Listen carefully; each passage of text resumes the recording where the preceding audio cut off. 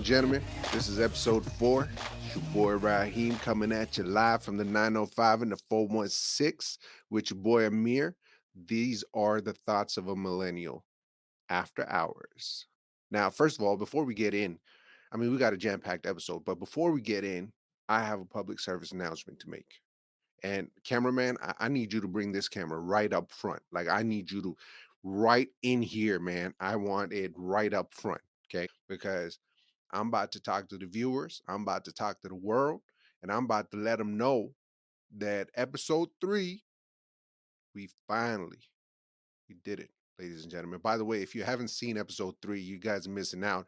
It's going viral, it's trending, it's like breaking all sorts of records. So if you guys haven't checked out episode 3, make sure you check out episode 3. But episode 3, we finally broke the glass ceiling, man. We finally got our first comment. Yeah. But the first comment that we got seems like the gentleman or a gentle lady wanted to take some sort of notice with what we were doing. So I will read you the comment and then we shall see where we go from there. You guys, and this is the comment I'm reading, you guys aren't allowed to like your own video. Ha, ha. Well, Mr. Bikes 0420, as a matter of fact, we are allowed to like our own videos. And as a matter of further fact, we will continue to like our videos. Because we like our goddamn videos, man. We like the content. What's wrong with it? We want you guys to like it too. Now, but keep the comments coming, man. We appreciate it. Whether it's good or bad, it is what it is. You know what I mean? That's how we gonna learn. That's how we gonna get better. Hopefully, we've been getting better every episode. And this one's gonna be a jam-packed episode. We're gonna talk about some real stuff. I know Amir has a bunch of things to talk about to blow your mind. So let's get right into it. Now, this week, there's been a lot of things going on. First of all, you know, everything that's going on in Moscow and the terrorist attack. I mean, man, there's a lot of people that got killed. Our hearts go out to all the atrocities, everything that's happening around the world. People, innocent people getting killed, man. Wherever it is in the world is not good. And our thoughts and prayers are with everybody. No innocent life shall be lost. No innocent lives should be lost.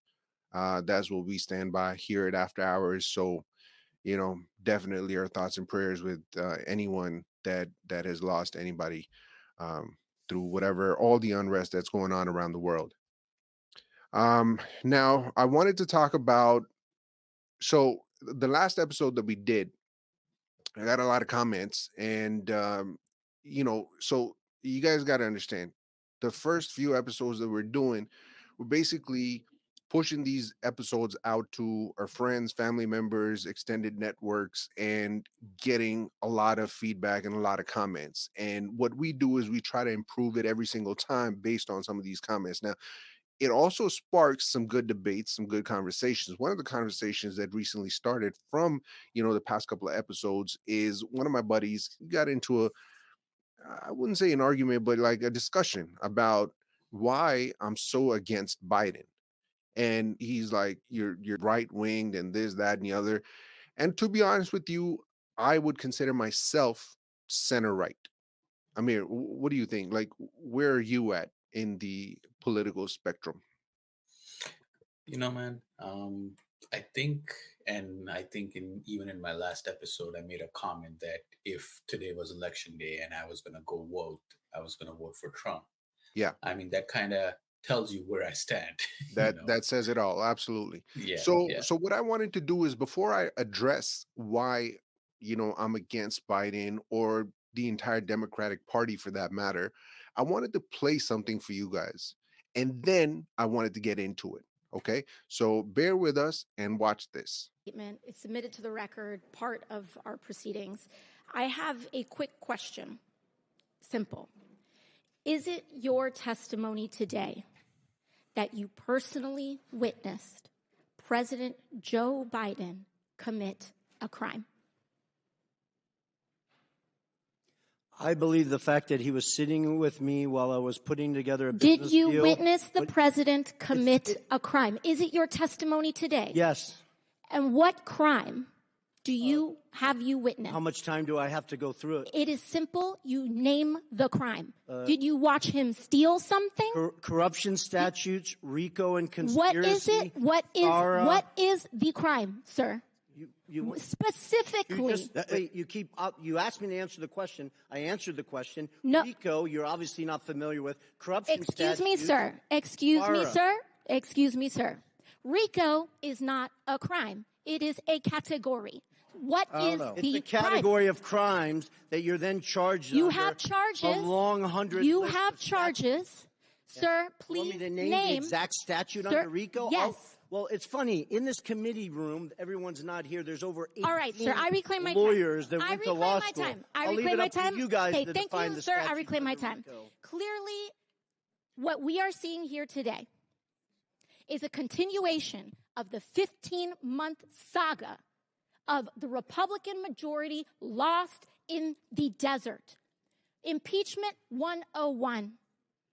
The majority party or whomever is raising impeachment must accuse the president of a high crime. I'm going to share one more video. Mr. Chairman, for the record, I want to submit into the record two different WhatsApp text messages. One, July 31, between Hunter Biden and Chairman and Mr. Zhao of CEFC, which stipulates that Hunter Biden wants to be able to move on from and get the contract resolved, get the deal resolved, and that Mr. Zhao responds and says, yes, the CEFC is willing to cooperate with the family. On August 31, there's another exchange, this time August 3rd, 2017, between Hunter Biden and Mr. Ganwei Dong. And in this message, they're talking about the stipulations of the arrangement between the Biden family and CEFC. I want to submit both WhatsApp text messages for the record, Mr. Chairman. Without objection to order.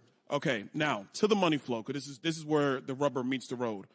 On August 3rd, they actually stipulate through WhatsApp text messages the exact stipulations of the deal. On August 4th, $100,000 is wired into Owasco PC from CEFC infrastructure. Mr. Chairman, I want to submit for the record a portion of the bank statement for the time period August 3rd of 2017 to August 31, 2017, stipulating $100,000 going from CEFC into the bank account of Hunter Biden through Owasco PC. Without objection to order. On August 8th, 4 days later, $5 million is then transferred from the Northern International Capital account of $5 million to Hudson West III. Hudson West III is a bank account controlled by Hunter Biden and Mr. Ganwei, a.k.a. Kevin Dong, who is a CEFC associate. That money comes from the Northern International Capital bank account that is tied to the CCP. Mr. Chairman, I want to submit for the record the bank statement demonstrating that transfer. Without objection to order. Okay, moving on. On August 8th, the same time period, there is a wire transfer of $400,000 to Owasco PC from the Hudson West III bank account. That $400,000, Mr. Chairman, I have the transfer records in the bank accounts from the August time period. I want to submit that for the record. Without objection to order. Now, here's where the fun stuff comes in, everybody, and I got a minute to do it, so we're going to get this done. On August 14th, there is $150,000 that is transferred from Owasco PC, which is controlled by Hunter Biden, to Lion Hall Group, which is controlled by James Biden. I have the records here, Mr. Chairman, of the $150,000 that has gone to Lion Hall Group from Owasco PC. I want to submit that for the record. Without objection to order. On August 28th, and I believe we have a screenshot for everybody in the room. On August 28th, Mr. Chairman, we have the withdrawal ticket from Lion Hall Group that is signed by Sarah Biden, who is the wife of Jim Biden, for $50,000 to withdraw from Lion Hall Group. I want to submit that withdrawal receipt for the record. Without objection to order. On September 3rd, On August 28th, actually, Mr. Chairman, we have the deposit reference into Sarah Jones Biden's account on the same day she withdrew it from Lion Hall. I want to submit that. Without objection to order. Last document. On September 3rd, 2007, from Sarah Biden's own personal account, there is a check that is written to Joseph Robinette Biden Jr., the President of the United States today, for $40,000, signed loan repayment. A loan repayment, by the way, that Joe Biden's own personal accountant, Mr. Eric Schwerin, has no record for. I want to submit that for the record, Mr. Chairman. Without objection to order. To the members of the committee, it is clear that the source of this money came from CEFC, and that CEFC is a company that is directly linked to the CCP and actually the chairman of the CCP, the chairman of the Chinese Communist Party, Chairman Xi Jinping. With that, I yield. Wow. What a found, man. You know, so you see AOC first. She goes to try to discredit Tony Bobulinski when he was saying that, you know, Hunter Biden is guilty. She kept asking, oh, what is the crime? What is the crime? She's just losing her shit. You know what I mean? And he's giving her, by the way, it's not like he didn't have his answers prepared. He was giving her everything that he knew, all the facts, and she was just dismissing it. She yields back to her time, goes off on her own rhetoric, right? And then Byron Donalds, he comes out and he basically says, these are all the checks and balances and statements and records and WhatsApp messages that basically link Hunter Biden, Joe Biden, to whatever is happening with the money laundering, you know, to do with Ukraine, to do with CCP, all the ties. It's unbelievable. So, you know, to answer everybody and anybody that is asking me why I don't support the Democratic Party, this is why. You are a party that doesn't play within the confines of the game. They don't respect the rules. They make up their own rules. If the narrative doesn't support their claim, they want to impose their narrative on you. The entire caucus is manipulative, secretive, divisive, deceptive, and Machiavellian. This narcissistic, sociopathic, gaslighting culture that is and has been plaguing the Democratic Party for some time now, it needs to be extinguished. They have lost their way, lost their identity. They used to be called the blue-collared caucus, started from helping the blue-collared workers, has now become a self-serving, money-hungry, corruption-infested deep state party that believes in secret agendas, exaggerated, grandiose ideations, and for lack of a better term, mafioso mentality. Why? Because if you don't do what they ask you to do, there will be consequences. And hence why there's so many things that are now being uncovered regarding to child sex rings like Jeffrey Epstein case, humiliation rituals that in the past we may have been naive towards. But now we're getting to see this in real time, right? So it's a party that's all about controlling. It's not out there looking out for people. It started off by, you know, looking out for the blue collar workers. It started off by looking out for everybody, but now it's not, right? You look at Nancy Pelosi's stock trade record and you see how much money she's made all before any major event takes place in companies she's invested in. How is there no oversight for that? And you talk about Letitia James going after Donald Trump, like we spoke about before, talking about that property Mar-a-Lago is worth $18 million. That is laughable. It's despicable. This is why I support the Republican Party. This is why if I was living in the US, I would definitely vote Trump. Me and you both, man. I mean, you know, a lot of these things, they come to light when we're having these conversations and we go over, you know, what we're going to talk about and stuff. Yeah. And it's just a whole eye opener. Like, we look at all these things and most of the world don't know about this. They're just too busy because the way their life is, just working every day, making sure, you know, ends are met, and they're doing what they can to make sure that bills are paid, and they're just hand to mouth while we see all this money going from A to B and B to C, and people make, you know, using all kinds of different variations of why this money is being transferred from A to B and B to C. But, you know, at the end of the day, it seems like they're taking the money home, and we're We're just at the bottom of the barrel, just working hard, paying taxes, and this is where our hardworking money is going into. Let me blow your mind for a second. I'm going to play you something that is literally going to blow your mind. And this is Nancy Pelosi, by the way. It's a self-fulfilling prophecy. You demonize, and then we call it the wrap-up smear. If you want to talk politics, call it the wrap-up smear. You smear somebody with falsehoods and all the rest, and then you merchandise it. And then you write it, and they'll say, see, it's reported in the press that this, and this. So they have that validation that the press reported the smear, and then it's called the wrap-up smear. Now I'm going to merchandise the press's report on the smear that we made. And it's a tactic, and it's self-evident, and it's a diversionary tactic. It's a self-fulfilling prophecy. Unbelievable. Smear somebody. So right there, she's admitting that they have these tactics that they use called the wrap-up smear. They have different names for these smear campaigns. So come on, man. Come on. Anybody that is still, supporting the Democratic Party, Biden, open your eyes, man. It's a free country and you're free to vote whichever way you please, but open your eyes. Understand what is happening first. Educate yourself. Find out what the truth is. Don't just listen to the media. Don't just listen to the nonsense that they keep feeding you. I mean, just a prime example this past week, every news station that was left leaning was reporting Donald Trump, his bloodbath comment, saying that he wants to essentially, if he doesn't win the election, this is the narrative that they're pushing, by the way. If he doesn't win the election, it's going to be a bloodbath. And I'm just going to play you a couple of clips of different news stations just to prove my point. And then I will play you a clip of what Trump actually meant and said in his rally. But check this out. Okay. Presidential nominee dialed up the rhetoric during a rally in Ohio this weekend. It's still generating headlines. Yesterday's event meant to support Senate candidate Bernie Moreno, but one line in particular from the former president garnered a lot of reaction from people on both sides of the aisle. Take a listen.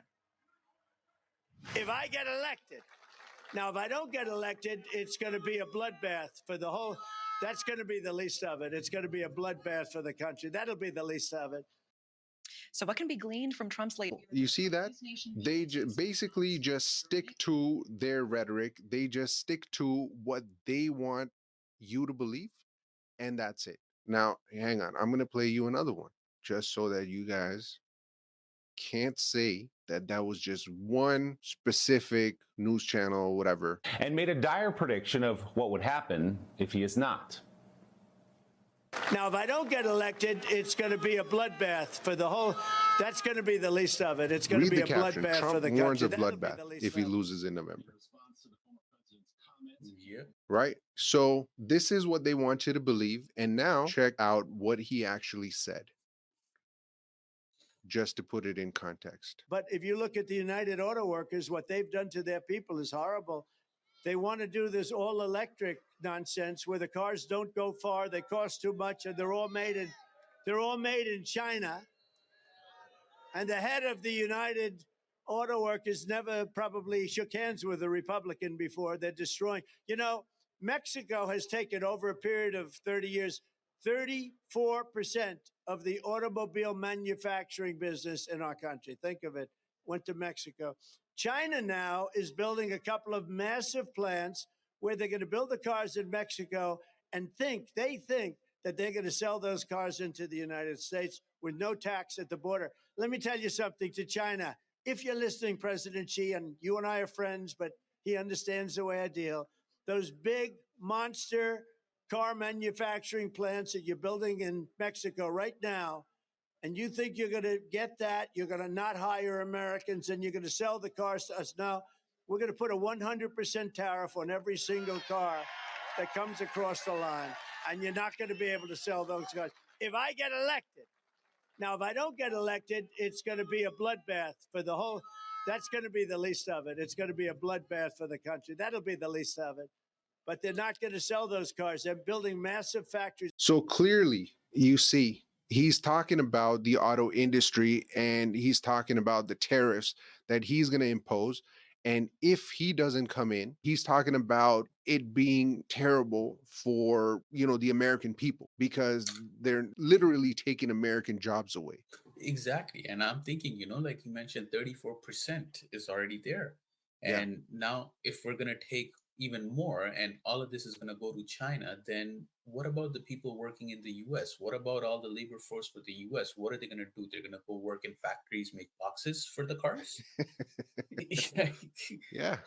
It's we need to keep, or I guess I'm saying for everybody over here, we need to, every country in the world needs to keep the labor force with them, not outsource everything to somewhere else just because of cheap labor. And cheap doesn't necessarily, well, cheap never means good, in my opinion. Like I know, and I'm speaking from history, I purchased some cars in the past that were made in Mexico, man, and honestly those cars didn't even get me to 100,000 kilometers, forget miles. Damn. And I mean, yeah, anywhere you start off with, there are quality issues and all of those things, and all of those things do improve over time. But then that does, even if the quality issues improve, that doesn't improve your economy if you take jobs from your own people and send it off somewhere else, outsource And it that somewhere right else. there, right there is the key point, right? You're taking away jobs from American citizens. Especially in an economy where people are hurting.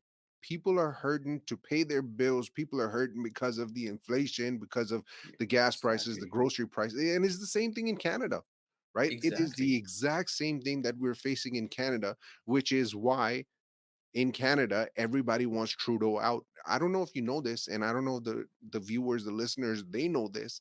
Trudeau literally had the lowest popularity vote in the history of Canada when he got reelected. When election time comes around in Canada, we need to vote right and we need to educate ourselves before we go to the polling booths. Yeah.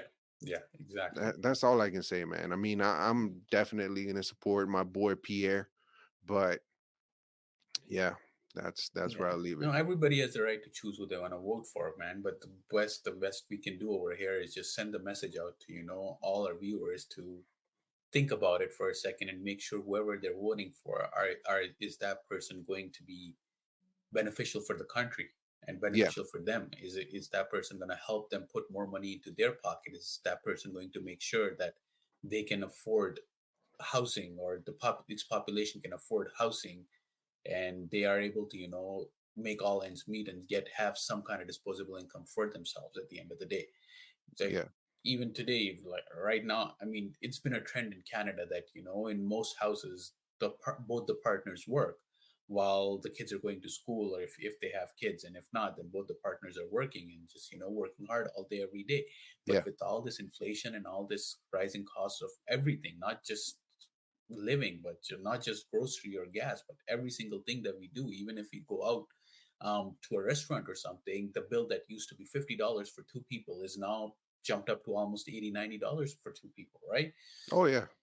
Yeah, and that's, you just gotta make sure that we find whoever we vote for, that person's going to help us bring that back to where it used to be. Or maybe if it's not possible to bring it to the level where it used to be, at least it's somewhat affordable for every single person that's working hard every day to keep more money into their own pocket. And it's easier for the businesses to have their cost maintained in a way where they don't have to charge so much to their customers or bring the cost down to their customers. And look, the reason that this is such a big deal is because of what it essentially leads to. Now, I don't know if you guys have been following this or not, but apparently in New York, there's been a lot of home invasions. And as a matter of fact, there's certain TikTokers and people that are putting videos out there as a how-to manual, take over and squat. The squatters, take over the homes, and the homeowners actually get charged for trying to take the property back. I don't know if you guys have actually been following this, but this is ridiculous. I'm going to show Wow. you a couple of videos and then I'm going to lead this back into how this affects us.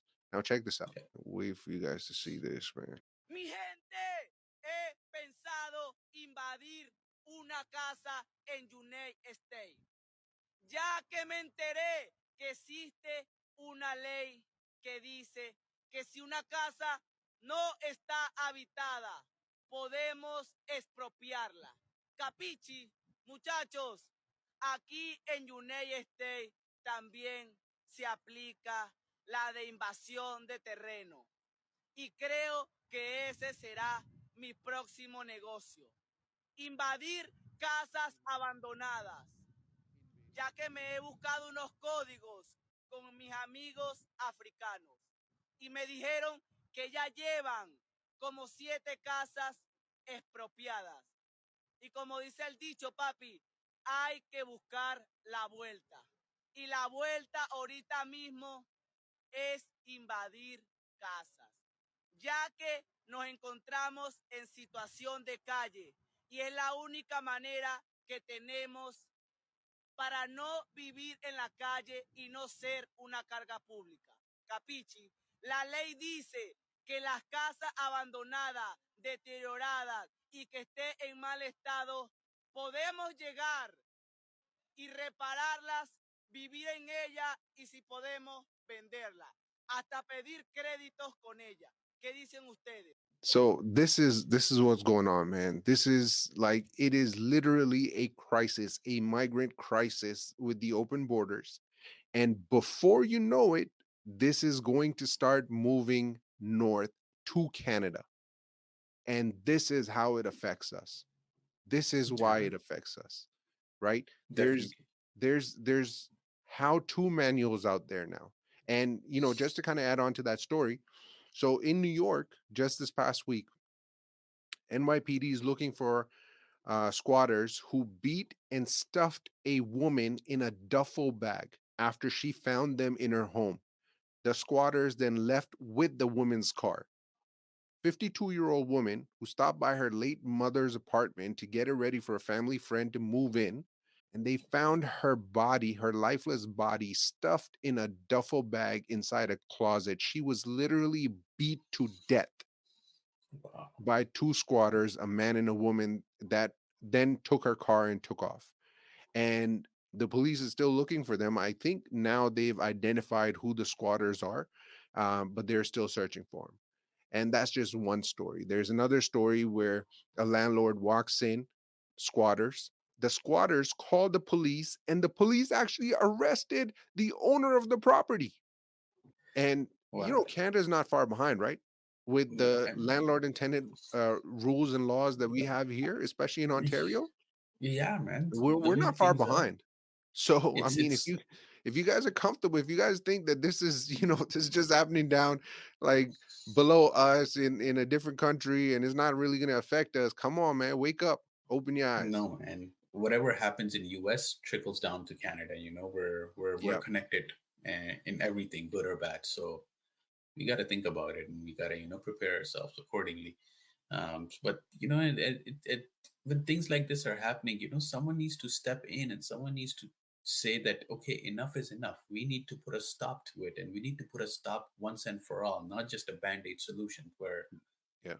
it's not gonna it's gonna temporarily help us, but just and the only way we can do this is we spread awareness about this. I mean, some of these videos that you've shown today, I did not know about this. I did not know there's a how-to manual to start your own business. I mean, Taking bro, over think properties. about it. Think about it realistically, right? I mean, we both know how much carjackings have gone up, right? I mean, to a point Tremendous. where Toronto police is coming out and saying, literally in the media, coming Leave your out and keys by the saying, door. leave your keys by the door. Leave your I keys mean, by the door. This is the advice from Toronto police. how about my license and my credit card as well? You You might know need what some I'm saying? gas on the Like, way, what's right? next, man? Leave the title to your house. Just let these Yeah, squatters come in. Don't fight back. Don't do nothing. Let them have it all. Come on, yeah. man.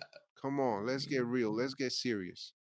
Let's yeah, get man. We need to, serious. protect ourselves. Like, and I feel like the time is very close where everyone has to do what they need to do to protect themselves. They Yeah. can't rely on the authorities anymore. When police is telling you to leave the keys by the door, I mean, I understand their point. They don't want somebody to invade your home and harm your kids or your family or even yourself.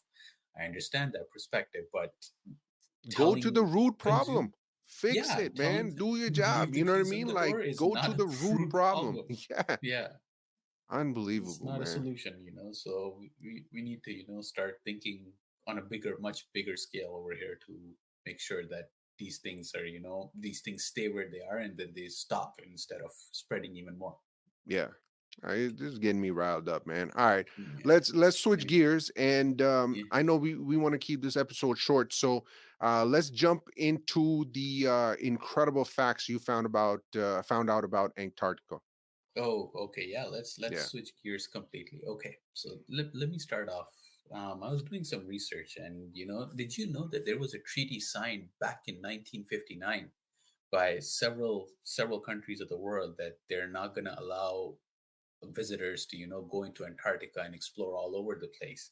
And the reason behind that they provided was is to preserve the way the ecosystem is over there, and they don't want people to come in and disrupt the system, disrupt the way nature is over there and how things unfold over there. I mean, okay, I can understand to some point that okay, maybe they don't want to disrupt the ecosystem over there, but is that all there is to it? I don't know. I didn't buy that completely. that's I mean, that's never the full story, man. yeah, it's never the full story. So I was just doing some research and stuff, and then I recently I found out that the Antarctica, um, they found a massive hole over there, and that hole leads to some place. Where that hole leads to, and what's inside there, nobody knows. Or well, I'm sure certain handful of people know about it, but the information hasn't been made public. It's apparently a no-fly zone over there. You cannot be seen. You cannot be, you cannot get any kind of air transport to drop you over there to explore anything. Yeah. And it just boggles my mind to and it just kind of raises my curiosity to see or to find out more about this, that what is it over there, why is no one allowed over there. It's I no longer believe that preserving the ecosystem is the only reason why they don't want people to go over there. So, S- something I came across a little while back, and again, I can't remember exactly what it was, but there are these pockets of energy that are found to be buried under the ice, yes. several, like 100 feet under the ice and everything Yes. like that. And Yes. somebody told, not somebody told me, but I saw in a documentary or something that um so there's this conspiracy theory that's out that apparently certain governments are able to control the weather patterns.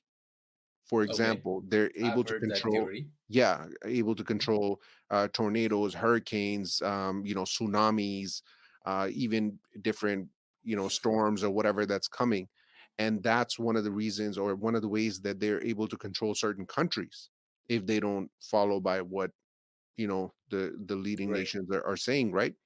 Yeah. And the way they do that is by using this energy that is found in Antarctica, buried under the ice to I don't know if it's shifting tectonic plates or what it is, but there's definitely something going on, man. That's, there's 100% something going on. I knew about the treaty. I know that, people are not actually allowed to go to Antarctica, except for just, that handful of places that you're allowed to go as a visitor.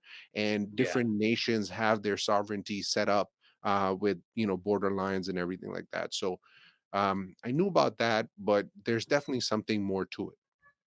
Definitely, and it's just mind-boggling to see that what is it that could be hidden over there that needs to stay away from public's view. I mean, we're all citizens of the planet, right? We all need to know what's happening around there, and Yeah. if there is some kind of technology that can manipulate weather, and governments may potentially use it to manipulate the weather around the world, is that a good thing? I definitely don't think so. I mean, we shouldn't mess with the forces of nature. That's what I've been, that's what everybody or most of the people believe in. But Yeah. and when you do something, nothing good ever comes out of it. It's always some kind of disaster that Yeah. comes off. And yeah, but it kind of raises my curiosity to actually dig deeper in there, and maybe in a future episode we're gonna find some more details, and I'm gonna do more digging. But then again, it's most of the information, if they don't want it going out to the public, is gonna be hidden. But whatever we can find, we definitely plan to share that with the viewers and stuff. And I yeah, think I think that's not bad, man. I think we should do a deep dive on Antarctica. Just do a small episode on Antarctica. I think yeah, yeah, let's definitely put absolutely. that in the works. Yeah, definitely. Yeah, and it's gonna be one of the upcoming videos in the near future for sure. For sure. Yeah, As a matter of fact, all the viewers so far, if you've gotten this link of this video, if you guys like the idea of us doing a deep dive about Antarctica and you're interested in finding that out, please put it in the comments below. Let us know what you think. Type the word Antarctica and we'll do a video on exactly what's going on there, or at least what we absolutely, can find out, right? Definitely put it absolutely. in the comments below. This has been a great episode, man. This is a short and sweet episode. We want to try different things, different, approaches, and kind of see what fits, what works for everybody, right? So keep the comments coming, keep the likes, dislikes, whatever it is, keep it coming, man. We want it all. Honest And feedbacks. honest feedback. We want to Yeah, get better. We want to learn. And we love bringing this stuff to you guys because you know what? It's all about having a conversation, opening up your mind, seeing different perspectives, different views. And hopefully we can do that for you guys. It's been a pleasure so far. We're going to keep it going. We're going to keep it rocking. It's your boy Raheem from the 905 and the 416, and your boy Amir. Thoughts of a Millennial by After Hours, signing out.